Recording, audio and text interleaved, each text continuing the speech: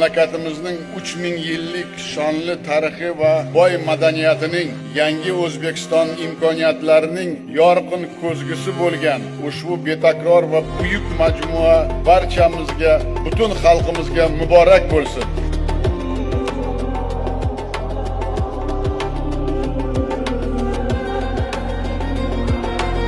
Ushbu markazda O'zbekistonning qadimiy tarixi va sivilizatsiyasi durdonalarini bir paytning o'zida yagona ma'rifiy makonda ko'rish, shu asosda o'zbek xalqining intellektual va madaniy salohiyatini yaqqol anglash mumkin.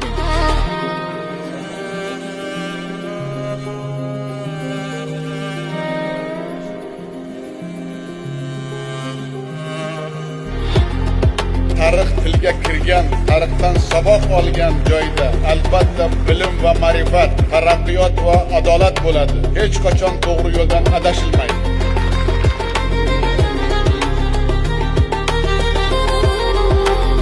Shu muborak kunda barchamiz Xudoning inoyati bilan mana shunday noyob va muqaddas Usmon Qur'onining ilohiy sharofati bilan yurtimiz doimo tinch osoyishta bo'lsin, hayotimiz qut barakaga to'lsin deb duolar qilamiz.